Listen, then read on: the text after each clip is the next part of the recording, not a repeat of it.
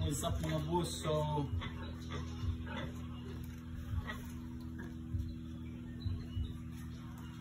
ang tirada na to ano mga boss kay magbutang taan ko ano ilang mga mandaanan o sana siyang numero. So sa mga dagko na mga farm mga boss kay na ano sila na sila kanang ang gyud itong AirTag. Kung tawag nilang AirTag na numero sa baboy. So kanina ito mas okay ni kay itong butangan sa siyang numero dire din atong ibutang dire atong ibutang ang pitsa ug nus siya nakabalan nus atong siya pwede mga nakay kuan mo gud ani mga boss kay ako ni siyang bayaan so magbantay dire medyo kinahanglan nakabalo para mamemorya. So sugod-sugod lang sa tagamay pipila ka baboy kay base sa akong experience sa pagkuha na ko sa una pagsugod-sugod og negosyo. So kani siya kamalig kani siya housing kay gibutangan ni nako siya ga kuan gyud ni siya layer nga manok chicken layer. Nag-start up dayon ko dire 1,000 heads which is sayop gyud ang 1,000 heads nga manok sa una kay full bloom na sila nga kanang kuan adult na gyud mo kaon sila og nasa mga 70,000 a month nga feeds pareho ani nila. So 70,000 a month, so wala pa nimo nakapa ang market, di nimo mabaligya imong itlog within 3 weeks.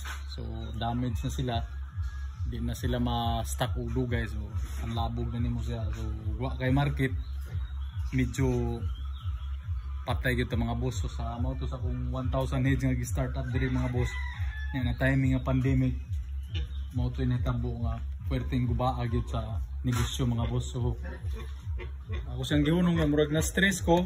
So karon ganahan man lagi ta di man ta mo surrender dayon kay dugong Pilipino ba yata. So naginay-hinay pug aning baboy mga boss kay murag mas ganahan ko aning baboy. Pareho rang baho kay ang manok baho ang purog ite nya kani siya baho pug tae. Pero mao rang baho So ang tirada ron hinay-hinay lang.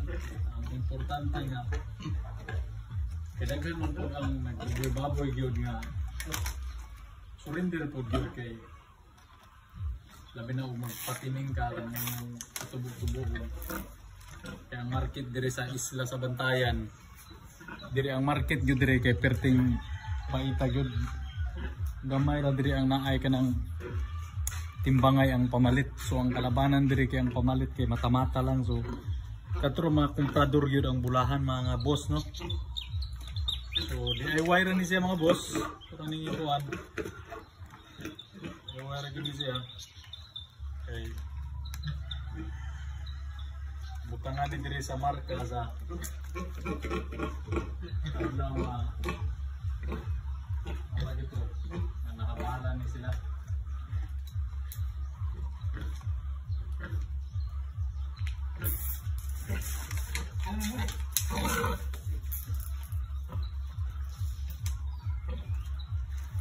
Sa ning adlaw so naa na. By the way kaning mga cage tay mga boss no. Sa nangutana diay sa nangutana, ikataw-an pa ko ani anak kanindot aning cage kay ako rin naghimo-himo ani. So nakatipid ako ani nila mga boss. Tanawa og makita ninyo nindot kani sa paghimo no. Gahibo-hiwi, gahibat-hibat. Pero okay ra tight ra kayo mga boss. Manhalos makakuha na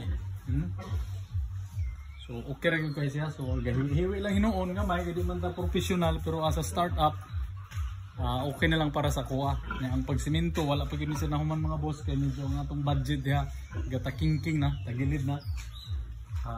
Hopefully within bago ni mga anak sila mapasiminto na ni kay importante mapasiminto man ni mga boss. So mo lang sana mga boss sa next video kay ato ning ikuan og pilay